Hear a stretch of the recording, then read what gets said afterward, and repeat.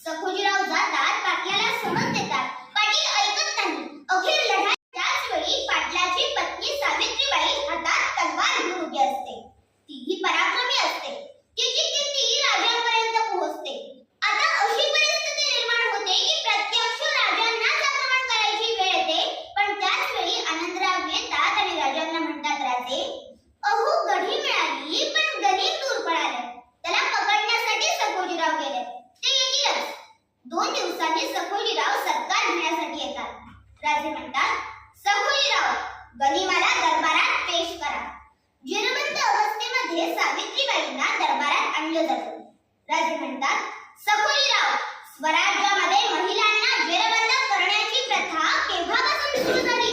सखोजीराव म्हणतात, राज, या बाईच्या पुढे चेहऱ्याकडे जाऊ नका.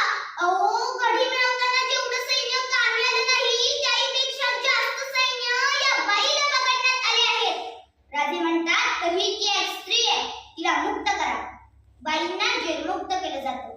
आता राजे त्या बाईंना म्हणतात, मला अभिमान वाटला की नवऱ्याच्या मृत्यूनंतर सुद्धा एक स्त्री आपली गढी वाचवण्याचा प्रयत्न करते. पण मला दुःख या गोष्टीचं वाटतंय की जे देवा धर्माचं राज्य मी उभं करतोय त्यासाठी ही तलवार कामी आली असती तर किती बरं झालं असतं.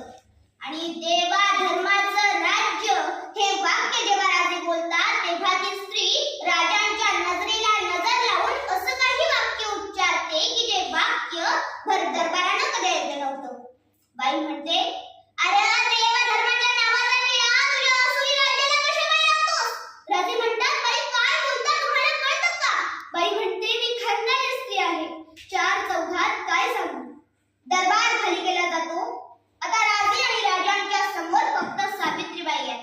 राजे म्हणतात, तुम्ही मला बहिणीसारखे आहात.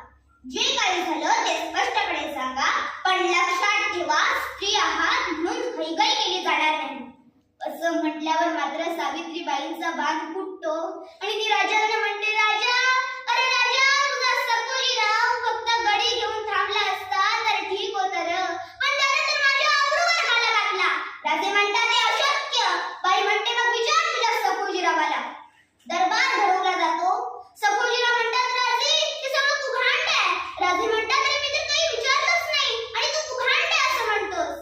आता मात्र सखोजीरावाला पूर्ण कळलं होतं की राजांनी आपल्याला ओळखलंय आणि राजे का नाही ओळखू शकणार. ज्या राजांनी आपल्या शत्रूला औरंगजेबाला ओळखण्यात चूक केली नव्हती ती राजे आपल्या सरदाराला ओळखू शकत नाही. असं कसं होऊ शकेल? सखोजीराव राजांसमोर पूर्ण शरणागती पत्करून दयेची याचना करतात. फार अवघड प्रसंग आहे मित्रांनो की ज्या राजांचे पाय सखोजीरावांच्या स्वागतासाठी सरसावले होते त्याच राजांच्या पायात आता बेडी होती. एका बाजूला प्रेम तर दुसऱ्या बाजूला कर्तव्य होतं. सामान्य माणसांच्या आयुष्यात जेव्हा असे प्रसंग उभे राहतात तेव्हा आपण प्रेमाच्या बाजूने झुकतो. पण राजांचं वैशिष्ट्य हे होतं की राजांनी तक्षणी प्रेमाचे पाश तोडले, कर्तव्याची कास धरली आणि आदेश दिले, आत्ताच्या आत्ता सखोजीरावांचा चौरंग केला जावा.